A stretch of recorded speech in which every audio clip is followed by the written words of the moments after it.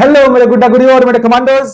आ गए हैं आपका अमृत भैया फिर से एक नए टॉपिक के साथ आपके सामने सीबीएसई सागर पे एक नए वीडियो के साथ आपके सामने आ गया है। आज हम लोग ह्यूमन आई चैप्टर के एक बहुत ही इंपॉर्टेंट टॉपिक प्रिज्म और प्रिज्म के बाद इस कलरफुल वर्ल्ड को बहुत अच्छे तरीके से एक्सप्लोर करेंगे, अलग अलग तरीके से एक्सप्लोर करेंगे। शायद वो बहुत आसान तरीका होगा जो मैं करके आपके सामने दिखाऊंगा, जो एक्सप्लेन करके सामने दिखाऊंगा कि तारे कैसे टिमटिमाते हैं, तारे हमारे पास से दूर या अपने पोजीशन से इधर उधर कैसे दिखाई देते हैं, रेनबो का फॉर्मेशन किस तरीके से होता है। बहुत प्यार से इस तरीके के इस कॉन्सेप्ट को आपको समझा देंगे। आशा करते हैं आपकी पढ़ाई अच्छी चल रही होगी, आप कंटिन्यूअसली अपनी पढ़ाई में लगे होंगे। हमारी वीडियो थोड़ी आने में देर हो गई क्योंकि बीच में थोड़ा तबियत खराब हो गया था, इसकी वजह से वीडियो नहीं आ पा रहा था। मैं पटना गया था और मेरी तबियत खराब हो गई उस दिन से ही। अभी भी थोड़ी सी गला भारी है और नाक जाम सा है, लेकिन फिर भी वीडियो बना रहा आपके भैया आपके लिए और प्रिज्म टॉपिक लेके आपके सामने आया हूं। तो मैं इस टॉपिक को बहुत आसान कर दूंगा आपके सामने, बस आप इस वीडियो को देखते रहिए और अंत तक इस वीडियो को देखते रहिएगा ताकि आसान हो जाए और टॉपिक बिल्कुल समझ में आ जाए। आपने अभी तक वीडियो को बहुत प्यार दिखाया है, अपने चैनल को बहुत प्यार दिखाया है, अपने सारे कॉन्सेप्ट अच्छे तरीके से समझा भी है। तो चलिए इस टॉपिक को भी खत्म कर ले, है कि नहीं दोस्तों, है कि नहीं कमांडोज। आ जाओ इसको खत्म कर लेते हैं और इस टॉपिक को बहुत आसान तरीके से खत्म करके हम लोग नेक्स्ट अगले स्लाइड में करके इस चैप्टर को खत्म करेंगे। आज द कलरफुल वर्ल्ड को आज एक्सप्लोर करेंगे हम लोग। प्रिज्म, प्रिज्म है क्या? प्रिज्म क्या है? प्रिज्म एक ऐसा बोले तो एक ऐसा फिगर है, एक ऐसा सॉलिड फिगर है जिसमें क्या होता है, जिसमें होता है दो ट्रायंगुलर और 3 रेक्टेंगुलर सरफेस होता है। कैसे? आपने कभी वो पेपर शीट देखा है ऑफिस वगैरह में पेपर को दाब के रखने के लिए? एक ट्रायंगुलर शीट, ऐसा ट्रायंगल होता है और आपके सामने से ऐसा रेक्टेंगल शेप होता है क्योंकि ये रेक्टेंगुलर फिगर है ना। ऐसा रेक्टेंगल और एक और नीचे रेक्टेंगल होता है, नीचे रेक्टेंगल। उसके बाद साइड में क्या होता है, दो दो ट्रायंगल होता है। देखो आप सामने से इसको ऑब्जर्व करो तो जरा, ये साइड से जो दिखाई दे रहा है, ये जो फिगर आपको दिखाई दे रहा है, ये रेक्टेंगुलर फिगर है। इधर भी ऐसा रेक्टेंगुलर होगा, एक नीचे ऐसा रेक्टेंगुलर फिगर दिखाई दे रहा है और ये दो सामने, एक ये सामने और एक इसके जस्ट पीछे, दो ट्रायंगुलर फिगर है। इसी को प्रिज्म कहते हैं। आखिर ये प्रिज्म पढ़ने की जरूरत क्यों पड़ी? क्योंकि ये जो प्रिज्म है ना, ये बहुत प्यारा रिफ्लेक्शन दिखाता है। रिफ्लेक्शन नहीं, बहुत प्यारा रिफ्रैक्शन दिखाता है। मैं थोड़ा सा जोर देकर इसलिए बोला कि कहीं गलती से आप उसको रिफ्लेक्शन ना समझ ले, रिफ्रैक्शन दिखाता है। क्या है? A glass prism is a transparent refracting medium. एक ग्लास प्रिज्म जो है एक ट्रांसपेरेंट रिफ्रैक्टिंग मीडियम है, जहां से लाइट जाती है तो रिफ्रैक्शन होता है।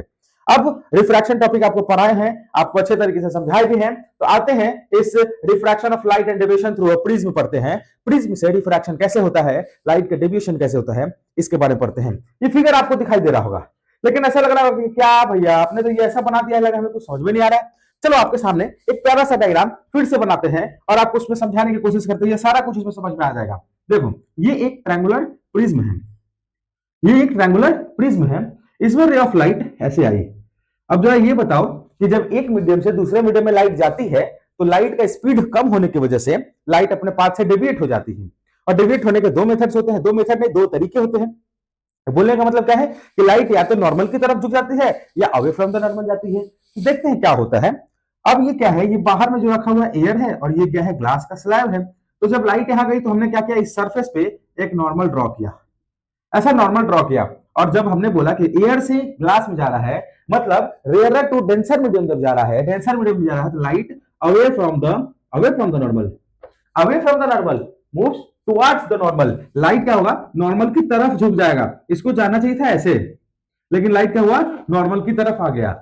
अब देखो फिर यहाँ पे, अगर यहाँ पे पहुंचता है तो यहाँ पे अगर हम एक नॉर्मल ड्रॉ कर दे, तो यहाँ पे नॉर्मल ड्रॉ कर दे इस पॉइंट पे, तो क्या होगा, अब डेंसर से रेयर में जा रहा है तो लाइट क्या होगा, अवे फ्रॉम द नॉर्मल होगा। इसको जाना चाहिए था ऐसे, लेकिन ऐसे चला गया। इस लाइट को हम ध्यान में नहीं रखेंगे, इसको इस डायग्राम में रखेंगे तो बहुत सारा आपको डॉट डॉट डॉट डॉट सा कॉम्प्लिकेशन हो जाएगा। तो बहुत सिंपल करते हैं इसको। अब देखो इस फिगर के अनुसार यही फिगर को ऐसा बनाया गया है। इसमें क्या क्या दिखाई दे रहा है, रे ऑफ लाइट आया, ऐसे घुमा, फिर ऐसे घूम गया। इसमें क्या हुआ, ये था नॉर्मल के साथ बना हुआ एंगल को एंगल ऑफ इंसिडेंस कहते हैं।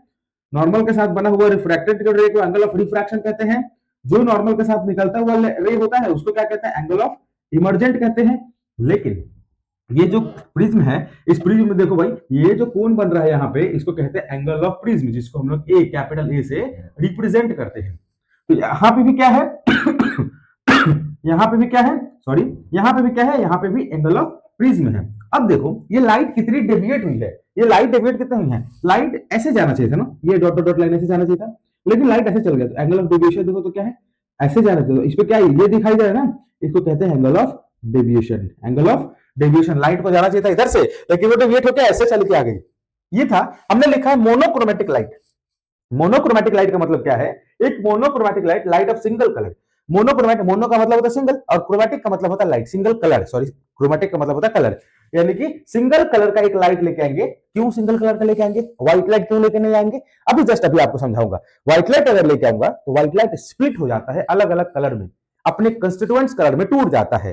तो हम इसीलिए व्हाइट लाइट नहीं लेके आए हैं, क्योंकि हमें सिंगल कलर का डिविएशन दिखाना था, एक सिंगल कलर का डिविएशन दिखाना था। इसलिए मैं एक सिंगल लाइट लेके आया, सिंगल कलर का लाइट लेके आया, जो डेविएशन शो कर दिया। तो आपने देखा ये फिगर दोनों सेम हो गया। इसमें क्या लिखा हुआ है? Angle I is equal to angle of incidence, E is equal to emergent, R is equal to angle of refraction, D is equal to angle of deviation. ये, और देखो, जब भी प्रिज्म की बात करेंगे, ए प्रिज्म बेंड्स अ रे लाइट टुवर्ड्स इट्स बेस। देखो क्या हुआ है, ये जाना चाहता था ऐसे, लेकिन प्रिज्म ने क्या किया? इसको बेस की तरफ झुका दिया। बेस कहां है? ये इसका बेस है कि नहीं? प्रिज्म का बेस है, तो लाइट को क्या किया है? बेस के नीचे की तरफ, बेस की तरफ झुका दिया है। एक प्रिज्म जो होता है वो लाइट रेज को बेस की तरफ में झुका देता है। ये सिंपल था।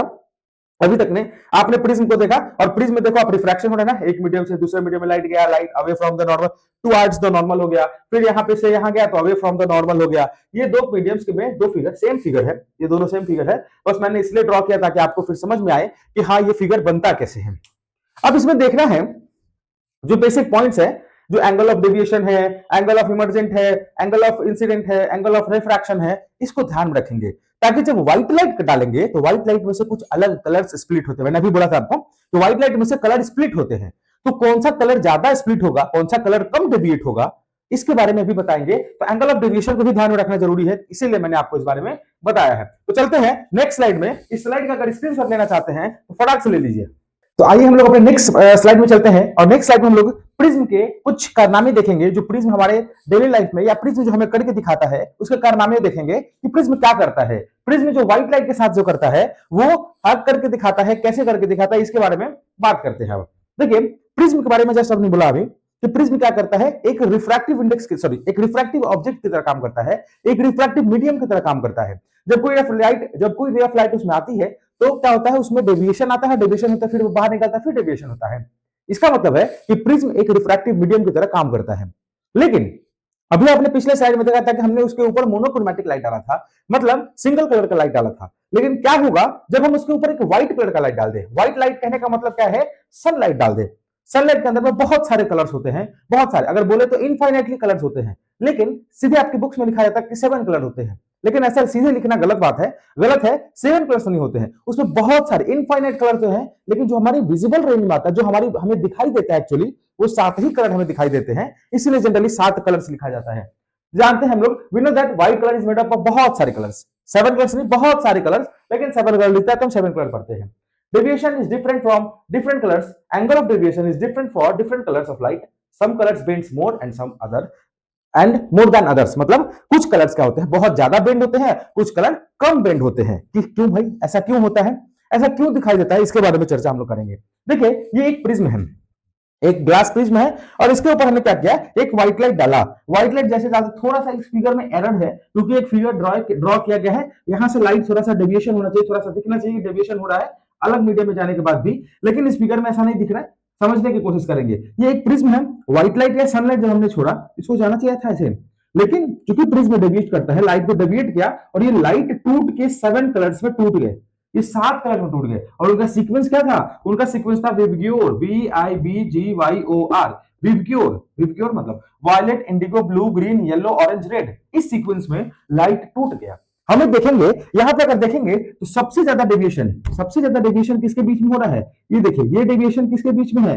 वायलेट में है। और सबसे कम किसमें दिखाई दे रहा है? रेड में। मतलब क्या है कि रेड कलर सबसे कम डेविएट होता है और वायलेट कलर सबसे ज्यादा डेविएट होता है। ये जो रेड कलर है ये सबसे कम डेविएट होगा और वायलेट कलर सबसे ज्यादा डेविएट होते दिखाई दिया होगा। तो नोट में लिखा भी है, red colour bends least. Red colour जो है सबसे कम बेंड होगा, white colour bends most. White जो कलर है, सॉरी व्हाइट नहीं, वायलेट है। थोड़ी सी आज गड़बड़ी मेरे मुंह से हो रही है, मेरे मुंह से गलती से निकल गई।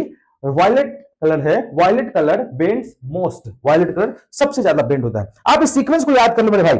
और मेरे कमांडोज, इस सीक्वेंस को याद कर लो, ये क्या है, violet, indigo, blue, green, yellow, orange, red, VIBGYOR sequence को याद कर लो। आपसे बोर्ड में पूछा जाएगा कि अच्छा ये बता दो, ब्लू और ग्रीन में डेविएशन किसका ज्यादा होता है, या ब्लू कलर में या ग्रीन कलर में angle of refraction, sorry refractive index किसका ज्यादा होता है, ये आपसे पूछा जा सकता है। अभी हम आपको बताएंगे कि एंगल ऑफ डेविएशन पे रिफ्रैक्टिव इंडेक्स कैसे डिपेंड करता है, ये बात हम आपको बताएंगे, तो आपको समझ में आ जाएगा कि कैसे रिफ्रैक्टिव इंडेक्स के रिगार्डिंग उसका आंसर लिखा जाएगा। तो हम बात करते हैं अब इसके, ये तो पूरा चीज समझ गया, ये सीक्वेंस में समझ गया वीपीक्यूआर क्या होता है, violet, indigo, blue, green, yellow, orange, red, ये सीक्वेंस हम याद रखेंगे और उसी सीक्वेंस को एक बार कॉपी में फटाक से लिख लेंगे और बता देंगे कौन ज्यादा डेविएट हो रहा है। नीचे से ऊपर की तरफ जाएंगे तो कम होते जाएगा, वॉयलेट सबसे ज्यादा, रेड सबसे कम डेविएट होता है। तो हम ऐसा सीक्वेंस लिख लेंगे तो अपने कॉपी में या आंसर करते समय हमें आसानी होगी। आते हैं, ये डिस्पर्जन है क्या?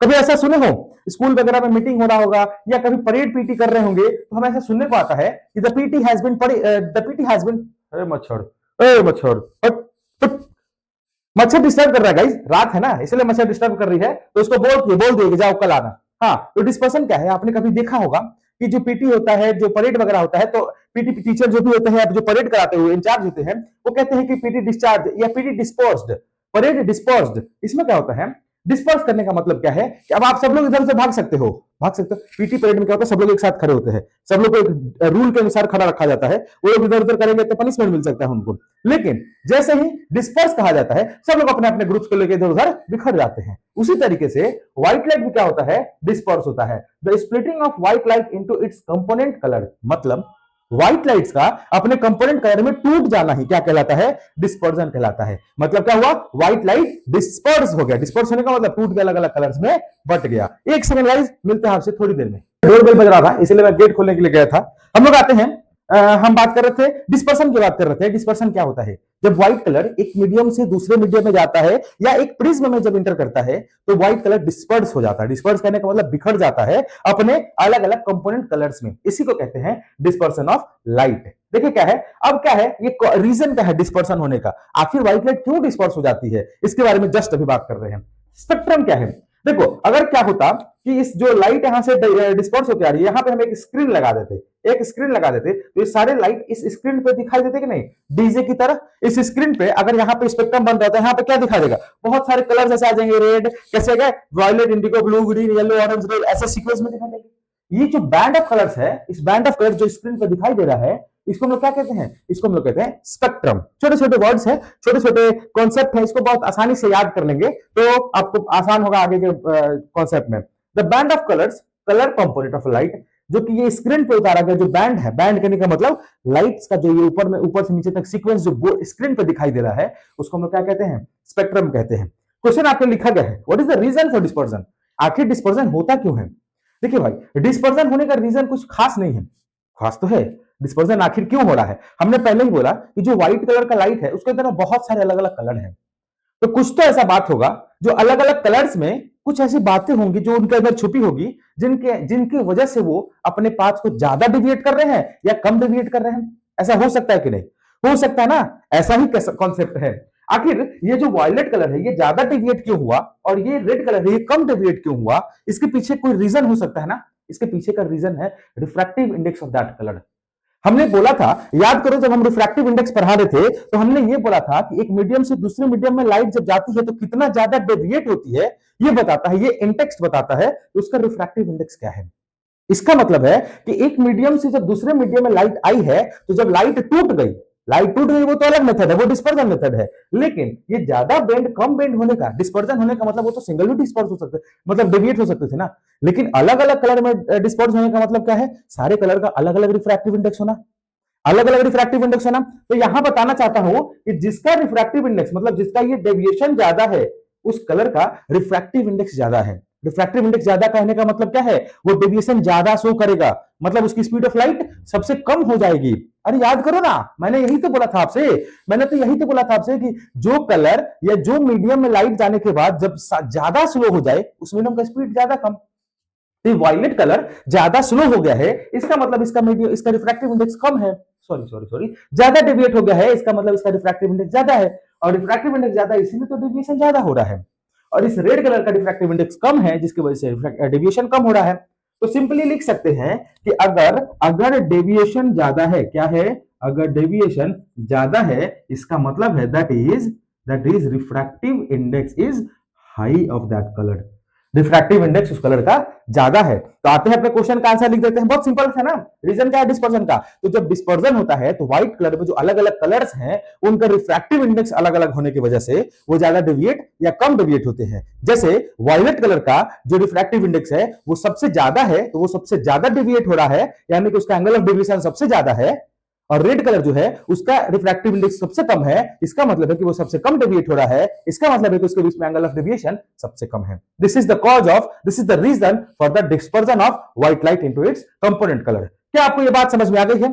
अगर हम इसको इंग्लिश भाषा में कहना चाहें तो the reason for the dispersion of white lights into its components colour is the refractive index of the medium, refractive index of the light, refractive index of the light is different for the given medium. मतलब जो अलग अलग colours हैं, जो light के colours हैं, उसका refractive index उस मीडियम में अलग अलग है, जिसके वजह से वो अपने अलग अलग पाथ से डेविएट हुए हैं। इसलिए जो कलर है वो स्पेक्ट्रम में अलग अलग कलर्स के फॉर्म में दिखाई दे रहा है।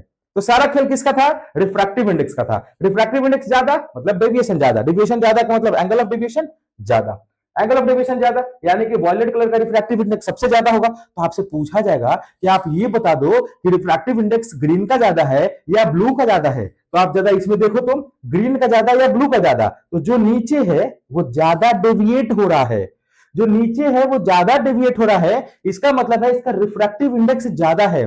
जो ऊपर है वो कम डेविएट हो रहा है, इसका मतलब है कि उसका रिफ्रैक्टिव इंडेक्स कम है। तो आप कंपेयर करके अब बता सकते हो। आपसे एक और रिलेशन पूछा जा सकता है, ना आपसे बच्चा, एक और रिलेशन पूछा जा सकता है, क्या स्पीड ऑफ लाइट ग्रीन का रेपिडीज में ज्यादा होगा या ब्लू का स्पीड ऑफ लाइट ज्यादा होगा? तो मैंने ये बताया था कि जिसका स्पीड ऑफ लाइट मीडियम में सबसे कम, उसका रिफ्रैक्टिव इंडेक्स ज्यादा, रिफ्रैक्टिव इंडेक्स ज्यादा का मतलब डेविएशन ज्यादा। मतलब अगर ब्लू का डेविएशन ज्यादा हो रहा है ग्रीन के रिस्पेक्ट में, इसका मतलब इसका स्पीड क्या होगा, उस मीडियम में जाकर इस ब्लू कलर का स्पीड कम हो जाएगा ग्रीन के रिस्पेक्ट में। थोड़ा सा ये रिलेशंस जो था वो आपके दिमाग में भर देना और रिवाइज कराना बहुत जरूरी था। ये छोटे छोटे कॉन्सेप्ट है ना, इससे क्वेश्चन पूछा जाता है और फिर बच्चे लगते हैं कि बाप रे, इसमें रिफ्रैक्टिव इंडेक्स कैसे आ गया, इसमें कैसे हम डालेंगे कि refractive index, speed of light, deviation पे कैसे रिलेशन लाएंगे। तो थोड़ा सा बस हमने आपको सिंपल करने का कोशिश किया है। सिंपल कर देते हैं ना, अगर डेविएशन ज्यादा हो रहा है मतलब उस लाइट का स्पीड बहुत कम हो गया है, उस मीडियम में जाते हुए उस लाइट का स्पीड बहुत कम हो जाना। अरे रिफ्रैक्टिव इंडेक्स ज्यादा होने का मतलब स्पीड कम, यानी कि डेविएशन ज्यादा होने का मतलब भी तो स्पीड कम हो रहा है भाई। तो डेविएशन जो सबसे ज्यादा हो रहा है वायलेट, यानी कि इसका लाइट का स्पीड सबसे कम होगा।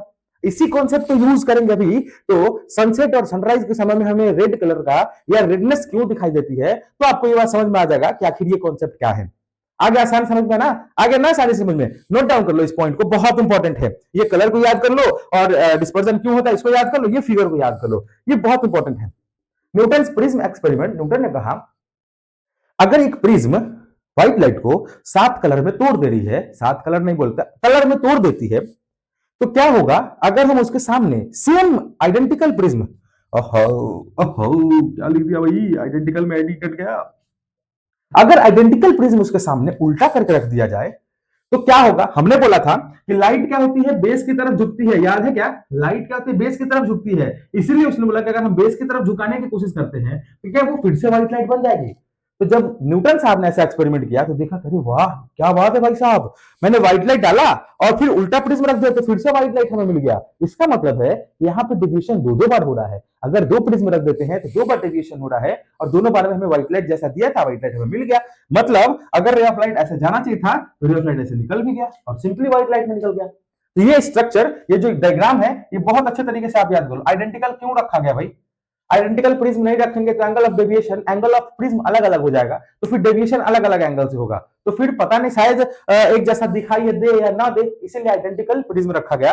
आइडेंटिकल प्रिज्म रखा गया और ऊपर में कैसा कलर होगा? रेड, नीचे वायलेट, यहां से रिवेट हुआ रेड वायलेट और दोनों मिलकर व्हाइट लाइट बाहर निकल गए। इसके बीच में और भी कलर्स होंगे, आपको थोड़ा सा आइडिया होगा तो इसके बीच में 7 कलर्स ऐसे दिखाई देंगे, जो कि हम इसमें ड्रॉ करेंगे तो खिचड़ी बन जाएगा, इसीलिए 7 कलर इसके अंदर विजिबल होगा, दिखाई देगा। अब आपको यह बात समझ में आ गया होगा कि प्रिज्म कैसे व्हाइट लाइट को स्प्लिट करता है और कैसे ये सारा स्पेक्ट्रम और डिस्पर्जन ऑफ व्हाइट लाइट होता है। हम लोग अपने नेक्स्ट स्लाइड में चलते हैं और नेक्स्ट स्लाइड में चल के इस बात को आसानी से समझ लेते हैं कि रेनबो कैसे फॉर्मेशन होता है, आखिर रेनबो बनता कैसे है, रेनबो के पीछे कौन कौन से कॉन्सेप्ट है उसको समझते हैं। मिलते हैं नेक्स्ट स्लाइड में, तब तक इसका स्क्रीनशॉट ले लीजिए। आइए हम लोग अपने नेक्स्ट स्लाइड में चलते हैं और नेक्स्ट स्लाइड में है रेनबो अ नेचुरल स्पेक्ट्रम। अभी हमने देखा कि स्पेक्ट्रम क्या होता है, डिस्पर्जन ऑफ व्हाइट लाइट क्या होता है, प्रिज्म से कैसे व्हाइट लाइट निकलती है और व्हाइट लाइट निकल के कैसे अलग अलग 7 कंस्टिट्यूएंट कलर्स में टूट जाती है, उसी का पूरा नेचुरल स्पेक्ट्रम कैसे बनता है, एक रेनबो की तरह फॉर्मेशन होता है। हमने बचपन में देखा था, अरे वाह आसमान में बहुत सारा कलर ऐसे दिखता हुआ, और वो क्या है, दौड़ के मम्मी को बुलाते थे, दौड़ के पापा को बुलाते थे, अरे पापा वो देखो क्या है, और पापा वो देखिए क्या है, अरे मम्मी वो देखिए क्या है। वो लोग बताते थे बेटा ये रेनबो है, लेकिन उस समय हमारे दिमाग में जो क्यूरियोसिटी रहती थी कि आखिर ये रेनबो का फॉर्मेशन कैसे होता है, ये रेनबो बनता कैसे है, तो उस समय हमें बताने वाला कोई नहीं था। आज है ना आपके भैया, आज भैया आपके सामने हैं और इस रेनबो के फॉर्मेशन को पूरे अच्छे तरीके से एक्सप्लेन कर देगा, आपको बहुत आसानी से आज समझा दूंगा। ये रेनबो का फॉर्मेशन कैसे होता है, रेनबो कब दिखाई देगा, रेनबो कब दिखाई नहीं देगा, या रेनबो का फॉर्मेशन कब होगा, रेनबो का फॉर्मेशन कौन देख सकता है, या हम देख पाएंगे कि कब देख पाएंगे, इसके बारे में सारी चर्चा इस स्लाइड्स में करते हैं। आइए, रेनबो क्या है? रेनबो एक नेचुरल स्पेक्ट्रम है जो अपीयर होता है स्काई में आफ्टर रेन शावर। अगर रिमझिम बारिश होती है, उसके बाद क्या होता है, जब धूप निकलता है, जैसे हम लोग बोलते हैं कि सियार का ब्याह होता है, मतलब बारिश होते होते धूप निकलता है, सियार का ब्याह होता है, उस समय रेनबो का फॉर्मेशन होता है। आसमान पूरा कलरों से, अलग अलग कलर से सज जाता है, क्योंकि किसकी शादी हो रही है, सियार की ब्याह हो रही होती है। ऐसा गांव में कहावत हमने सुना है, बचपन में सुना है, और हम बहुत खुश होते हैं और बहुत ज्यादा हैप्पी हो जाते थे कि चलो आज सियार की शादी हो रही है, सियार की ब्याह हो रही है। तो आज हम लोग देखेंगे कब होता है ये स्काई, आसमान में दिखाई देता है जब बारिश होते होते बादलों के पीछे से सन दिख जाता है, और तब होता है रेनबो का फॉर्मेशन। आते हैं आगे पढ़ते हैं, ये फॉर्म्ड कब होता है, formed by dispersion of sunlight bye टिनी water droplets. अब क्या है, ये जो वाटर ड्रॉपलेट्स आसमान में जो बारिश की बूंदे बन के नीचे उतर रहे हैं, रिमझिम बूंदे बन के नीचे आ रहे हैं, उनसे जब व्हाइट लाइट, जब सनलाइट आता है, और वो पता है किसकी तरह बिहेव करते हैं, वो जस्ट लाइक प्रिज्म की तरह बिहेव करते हैं। जो आसमान में जो पानी की बूंदे है वो प्रिज्म की तरह बिहेव करते हैं, और फिर वहां से प्रिज्म की तरह डिस्पर्जन होता है, व्हाइट लाइट्स में कलर्स टूट जाते हैं, कलर्स जो व्हाइट लाइट आता है उसमें से कलर्स टूट जाते हैं, और फिर प्यारा सा इंद्रधनुष जैसे बन के आता था ना, हम लोग कहते थे कि इंद्र भगवान, इंद्रधनुष का मतलब भगवान इंद्र का वो धनुष है जिससे वो शिकार करते थे, या जो कलर अलग अलग दिखाई दे रहा है। प्रिज्म ये होता है, डिस्पर्जन होता है किससे, वाटर के टीनी ड्रॉपलेट से। Rainbow is always form in the direction of opposite to that of sun. अब रेनबो का फॉर्मेशन किधर होगा, रेनबो का फॉर्मेशन किधर होगा भाई, रेनबो का फॉर्मेशन देखो, जैसे मैं यहां खड़ा हूं और मेरे पीछे वाह बहुत प्यारी प्यारी बारिश हो रही, मैं इधर देख रहा हूं, और मेरे पीछे क्या है, मेरे पीछे है सन, सन का लाइट इधर आया, और इधर में क्या हुआ, जो जो भी सामने में क्या है वाटर ड्रॉपलेट्स है, उसमें से लाइट डिस्पर्स हुआ, और फिर सामने फॉर्मेशन हुआ किसी का, रेनबो का। तो हम देख पाएंगे जब हमारे पीछे वाटर ड्रॉपलेट्स किधर आता है, जिधर रेनबो बनेगा उसके अपोजिट साइड में कौन होता है, सन होता है, यानी कि हमारे पीछे कौन होगा, सन, तो हमें क्या होगा, रेनबो का फॉर्मेशन दिखाई देगा। अगर हम इधर ही देखेंगे तो रेनबो का फॉर्मेशन हमें दिखाई नहीं देगा, क्योंकि इधर सन है तो हमें रेनबो का फॉर्मेशन दिखाई नहीं देगा, या हमारे सर के ऊपर अगर सन है फिर भी हमें रेनबो का फॉर्मेशन दिखाई नहीं देगा। क्यों नहीं देगा, थोड़ी देर में आपको ये बात समझ में आ जाएगा। A rainbow can also be seen on a sunny day if we look at the sky through a waterfall or through a water fountain with the sun behind. क्या है इसका मतलब, देखो वाटरफॉल जब हम लोग घूमने जाते हैं तो बहुत तेज जब पानी गिरते हैं तो उसमें से बहुत सारे फुहारे निकलते हैं, आपने देखा होगा कि फॉग जैसा पानी हो जाता है। अगर सन पीछे से निकलता हुआ दिखाई दे और हम उस वाटरफॉल को देखेंगे तो सामने में क्या बनता है, रेनबो बनता है, बहुत प्यारा सा रेनबो दिखाई देता है, और वो वाटरफॉल की खूबसूरती को और भी प्यारा खूबसूरत नजारा बना देता है। यह जो वाटर फाउंटेन होता है, वाटर फाउंटेन जो हम नीचे से देखते हैं, पानी पीछे से सनलाइट हो तो क्या होता है, बहुत प्यारा सा रेनबो का फॉर्मेशन हो जाता है। ये सारा होता कैसे है उसकी बात समझते हैं, देखते हैं किन सरफेस पे। देखिए हमारे पास 3 सरफेस है, यहाँ पे है 1, ये सरफेस 1 है, ये क्या है सरफेस 2 की बात करेंगे, और फिर यहाँ पे क्या हो रहा है, ये हो जाएगा सरफेस 3। तो हम लोग इस सरफेस की बात करेंगे और इसको समझने की कोशिश करेंगे। सरफेस 1 पे क्या होगा, सरफेस 1 पे जो होगा वो इधर लिखेंगे, सरफेस 2 पे जो होगा वो इधर लिखेंगे, और सरफेस 3 पे जो होगा वो इधर लिखेंगे, ताकि आपके एग्जाम में जो पूछेगा तो इसको आसानी से आप लिख के आ पाओगे मेरे कमांडोज। देखो ये है सन, और यहां से टिप टिप बरसा पानी, ये पानी आग नहीं लगाएगी क्योंकि इधर सन है और सन खुद आग लगा के रखा हुआ है, तो टिप टिप बरसा पानी, ये पानी आग नहीं लगाएगी। इधर से सनलाइट आया, ये देखो व्हाइट लाइट आ रहा है, सनलाइट मींस व्हाइट लाइट, ये व्हाइट लाइट आया और यहाँ पे पड़ा, यहाँ पे इस वाटर ड्रॉपलेट, ये ड्रॉपलेट जैसा तो नहीं दिख रहा क्योंकि सन बहुत छोटा, ड्रॉपलेट बहुत बड़ा, क्योंकि आपको समझाने के लिए मैंने इस ड्रॉपलेट को जूम कर दिया है, बहुत बड़ा सा बना दिया है। जैसे ही सरफेस पे वाटर ड्रॉपलेट पे सन का लाइट पड़ा, यहाँ पे दो फेनोमेना हुआ। क्या हुआ? पहले हुआ रिफ्रैक्शन। रिफ्रैक्शन का मतलब क्या होता है? एक मीडियम से दूसरे मीडियम में लाइट जाता है, लाइट अपने पास से डेविएट हो जाती है। तो पहले क्या हुआ? रिफ्रैक्शन होता है। दूसरा क्या होता है? दूसरा होगा क्योंकि सनलाइट आ रहा है उसमें बहुत सारे कलर्स हैं और रिफ्रैक्टिव इंडेक्स सबका अलग अलग है, तो व्हाइट डिस्पर्स भी होगा व्हाइट लाइट, तो यहां से व्हाइट लाइट्स में टूट भी गया और रिफ्रैक्शन भी हुआ। तो हम बोलेंगे कि पहले सरफेस पे क्या हुआ? रिफ्रैक्शन हुआ और डिस्पर्शन हुआ। इस बात को याद कर लेना। यहां पे क्या हो रहा है? पहले जैसे ही सनलाइट टच कर रहा है तो रिफ्रैक्शन हो रहा है और डिस्पर्जन हो रहा है। सनलाइट अंदर पहुंचा, सनलाइट अंदर पहुंचा तो अलग अलग कलर दूसरे सरफेस को टच करते हैं, दूसरे सरफेस को टच करते हैं तो यहां से वो कलर क्या हो रहा है? इंटरनली रिफ्लेक्शन हो रहा है। इस सरफेस से वो लाइट आगे नहीं जा रहे हैं, यहां से रिफ्लेक्शन हो जा रहा है और रिफ्लेक्शन होकर वो सीधे कहां आएंगे? अभी देखो रिफ्लेक्शन होकर इस सरफेस पे आएंगे, इस सरफेस पे रिफ्लेक्शन हो जाएगा। यानी कि सेकेंडली क्या हो रहा है? सेकेंडली हो रहा है इंटरनल रिफ्लेक्शन। सेकेंडली हो रहा है इंटरनल, ई आई आर मतलब रिफ्रैक्शन मत समझ लेना, इंटरनल रिफ्लेक्शन हुआ, इंटरनल रिफ्लेक्शन हुआ। सेकेंड स्टेज में क्या हो रहा है? Internal reflection. जैसे ही थर्ड स्टेज पे आया तो आप ये बता दो, क्या इस मीडियम से इस मीडियम में चेंज होते हुए लाइट का पाथ चेंज होगा? लाइट डेविएट होगा क्योंकि मीडियम चेंज हो रहा है। तो क्या होगा भाई? ये क्या हो रहा है? रिफ्रैक्शन हो रहा है और यहां से लाइट आ जा रहा है इसमें।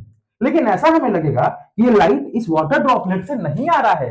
अब वाटर ड्रॉपलेट तो काफी छोटा है ना, वाटर ड्रॉपलेट तो काफी छोटा है, तो हम कैसे बताएंगे कि वाटर ड्रॉपलेट से लाइट आ रहा है? और बहुत सारा वाटर ड्रॉपलेट है, तो हम कैसे बताएंगे कि किस वाटर ड्रॉपलेट से लाइट आ रहा है? तो हमें ऐसा लगेगा ये जो लाइट है ये कहीं पीछे से आ रहा है, इस वाटर ड्रॉपलेट से नहीं। हमें ऐसा अपीयर होगा कि लाइट कहीं पीछे से आ रहा है और हमें किस सीक्वेंस में दिखाई देगा?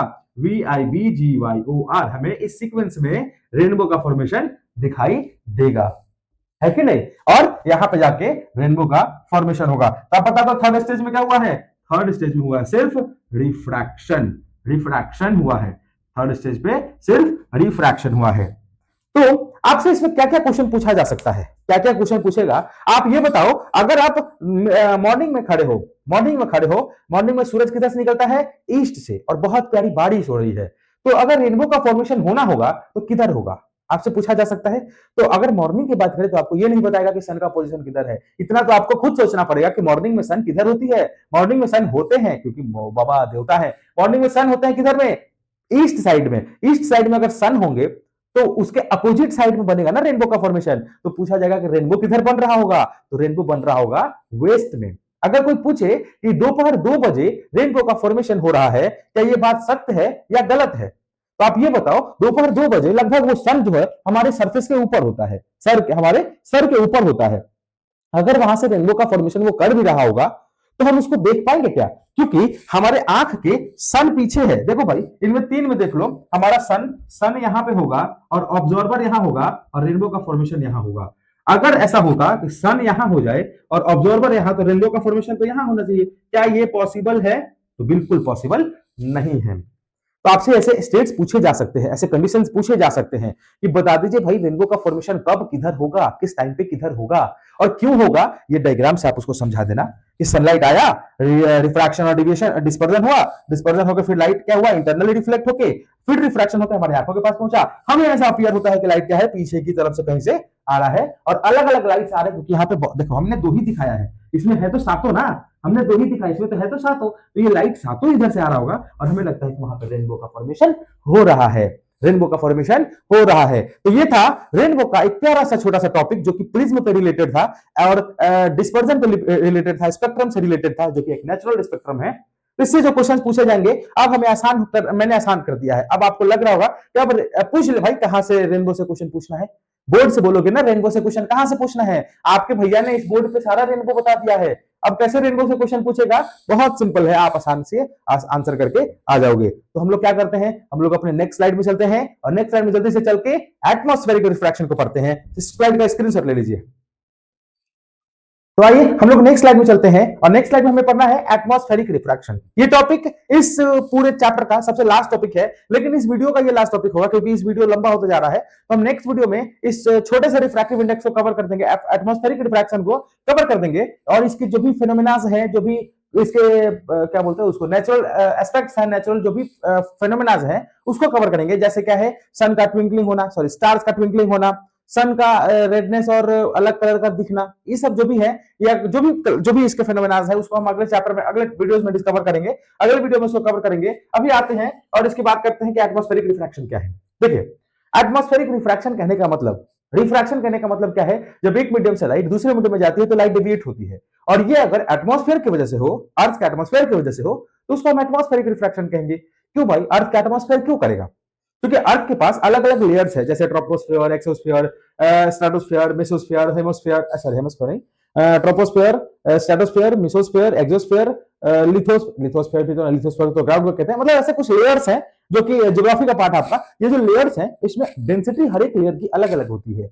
हर एक लेयर की अलग अलग डेंसिटी होने का मतलब क्या है कि हम ऊपर से जैसे नीचे आते हैं तो हमारी डेंसिटी बढ़ते जाती है। मतलब सबसे ज्यादा अगर डेंसर कोई लेयर है तो वो सबसे निचला लेयर, जिसको शायद ट्रोपोस्फियर के नाम से जानते हैं, शायद मुझे पूरा क्लियर नहीं है, शायद उसको ट्रोपोस्फियर के नाम से जानते हैं। तो हमने जैसे बोला कि जैसे कोई लाइट रेज, यहाँ है सन, जैसे कोई लाइट रेज सन से निकल के आ रही है, तो सन से निकल के आते समय हमें ये बता दो कि अगर कोई रे ऑफ लाइट, अगर ऐसे लेयर्स है, अगर ऐसा लेयर है, यहां से कोई रे ऑफ लाइट आया तो यहां से डिवीट होगा किधर, जब रेयरर से, ये रेयरर पार्ट है, ये डेंसर है, फिर ये रेयरर है, इसके लिए डेंसर है, और ये रेयरर है, फिर इसके लिए ये डेंसर है। मतलब क्या है कि अगर रेयरर से डेंसर में जाएगा, लाइट क्या होगा, बेंड्स टुवर्ड्स द नॉर्मल, फिर यहां से डिवीट होगा तो फिर नॉर्मल, फिर यहां से डिवीट होगा फिर नॉर्मल, फिर क्या होगा, ऐसे धीरे धीरे अपीयर होगा कि ऐसे लाइट हमें, ऐसे लाइट आर्क के फॉर्म में जो कि इधर दिख रहा है, बनते हुए दिखाई देगा। क्योंकि क्या है, एक लेयर से दूसरा लेयर डेंसर होते जा रहा है, तो लाइट क्या होगा, नॉर्मल की तरफ झुकते झुकते झुकते झुकते जाएगा।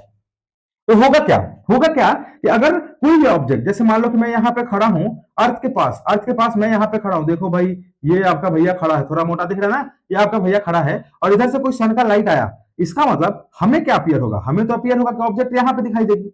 लेकिन ये ऑब्जेक्ट आ कहां से रहा है, लाइट आ रहा है कहीं और से। ये फिनोमेना किसकी वजह से हो रहा है, ये फिनोमेना एटमॉस्फेयर के अलग अलग लेयर्स की अलग अलग डेंसिटी की वजह से। क्योंकि एटमॉस्फेयर के अलग अलग लेयर की डेंसिटी अलग अलग है, तो लाइट उस मीडियम में जाते ही, उस लेयर में जाते ही डेविएट हो जाता है, और हमेशा क्या होगा, नॉर्मल की तरफ ही झुकेगा। क्योंकि क्या हो रहा है, ऊपर से नीचे आते समय मीडियम क्या हो रहा है, डेंसर होते जा रहा है, तो हमेशा नॉर्मल की तरफ झुकेगा।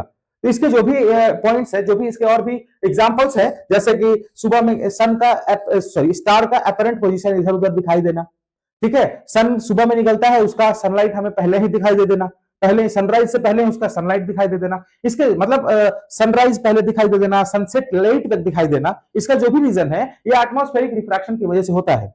तो हम लोग इसके इस टॉपिक को यहीं पर खत्म करते हैं, मतलब इसी यहीं पर रोक देते हैं इस वीडियो को, और नेक्स्ट वीडियो में जब हम लोग आगे तो एटमॉस्फेरिक रिफ्रैक्शन को फिर से कवर करेंगे, और फिर वहां पे हम समझेंगे कि उसके बेसिक बेसिक जो भी पॉइंट्स है, जो भी एग्जांपल्स है, जिसके ऊपर एटमॉस्फेरिक रिफ्रैक्शन के फेनोमेना काम करता है, उसको हम आसानी से समझेंगे। और अंततः मैं आपसे एक बहुत प्यारा सा एक ऐसा इवेंट, एक ऐसा मेमोरी आपसे शेयर करना चाहता हूं जो हमारी लाइफ का एक बहुत ही मेमोरेबल पार्ट रहा है। अभी अभी फिलहाल हमें पटना से इनवाइट किया गया था, एक ऑर्बिट क्लासेस नामक कोचिंग संस्थान जो कि पटना में चलता है, जो ये दावा करती है कि हम कोटा की फैसिलिटी अब हम पटना में देंगे, और पटना में ही बच्चे जेई नीट के क्वालिफिकेशन और अच्छे कॉलेज में क्वालिफाई यहां से हो सकते हैं। ये दावा ऑर्बिट क्लासेस के डायरेक्टर आदर्श सर करते हैं। उन्होंने हमें इनवाइट किया था क्योंकि हम आदर्श सर से पढ़े हुए हैं, और उन्होंने हमें जब पढ़ाते हुए देखा तो उन्हें लगा कि नहीं, मैं अच्छा तरीके से पढ़ाने की कोशिश कर रहा हूं। उन्होंने हमें रिकमेंड किया कि नहीं, बहुत अच्छा कर रहे हैं, बहुत अच्छे तरीके से पढ़ा रहे हैं। उन्होंने अपने कोचिंग में इनवाइट किया था, और वहां पे मैथमेटिशियन, हालांकि हमें ये कहना छोटा पड़ रहा है कि वो भारत के मैथमेटिशियन है, इंडियन मैथमेटिशियन है, वो वर्ल्ड के मैथमेटिशियन कहे जाए तो उसमें कोई दिक्कत नहीं है। केसी सिन्हा सर जो कि बहुत ही फेमस मैथमेटिशियन है, उनको इनविटेशन मिला था, और उनसे मिलने का हमें सौभाग्य तो नहीं मिल पाया, तो क्योंकि सर थोड़ी पहले आके ही चले गए थे तो हमें मिल नहीं पाया। लेकिन हम वैसे इवेंट में गए जिससे मुझे बहुत खुशी हुई इस बात को लेके कि हमें इस काबिल समझा गया, हमें वहां पे बुलाया गया। आदर्श सर हमें इस बात के लिए इस काबिल समझे कि वहां पे बुलाए, हम इस बात के लिए हमेशा उनके शुक्रगुजार रहेंगे, और हमें इस सौभाग्य का प्राप्त हुआ।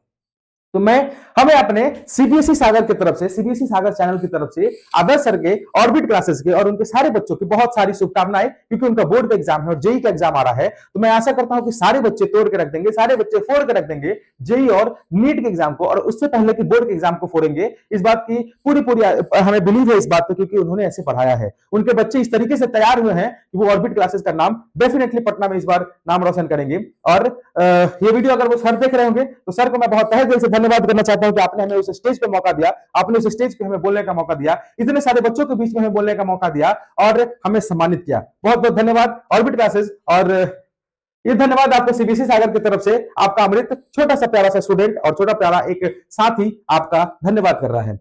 तो हमारा वीडियो यहीं पे खत्म होता है और हम लोग इस स्लाइड को यहीं पे छोड़ देते हैं नेक्स्ट स्लाइड के लिए, ताकि नेक्स्ट स्लाइड में जब हम आएंगे तो यहीं से रिवीजन शुरू करेंगे और फिर आपको पूरे तरीके से एक्सप्लेन करा जाएगा कि एटमॉस्फेरिक रिफ्लेक्शन कैसे कैसे कैसे कैसे काम करता है। अगर आपको वीडियो पसंद आया हो तो वीडियो को लाइक कर दीजिए, चैनल को सब्सक्राइब कर दीजिए, वीडियो को शेयर कर दीजिए, ताकि आपका दोस्त अगर रेनबो समझ नहीं पाया हो, प्रिज्म का फंक्शन समझ नहीं पाया हो, प्रिज्म कैसे डेविएशन करता है, डेविएशन आखिर होता क्यों है, अगर ये बात समझ नहीं पाया हो तो इस वीडियो को शेयर कर दीजिए, वो देख ले और अपने कॉन्सेप्ट को कंप्लीटली तरीके से खत्म कर ले, मतलब अपने दिमाग में भर ले। और अगर आपके भैया का वीडियो अच्छा लग रहा होगा तो जरूर से जरूर इसको लाइक करके शेयर कर दीजिएगा। मिलते हैं नेक्स्ट वीडियो में नेक्स्ट टॉपिक के साथ, तब तक के लिए पढ़ाई करते रहिए, मस्त रहिए, मगन रहिए और टॉपर का मतलब टॉप होने का ये होता है टॉप होने का ख्वाब अपने दिमाग में जगाए रखिए, तभी टॉप हो पाइएगा। मिलते हैं हम लोग नेक्स्ट वीडियो में, तब तक के लिए जय हिंद, जय भारत, वंदे मातरम।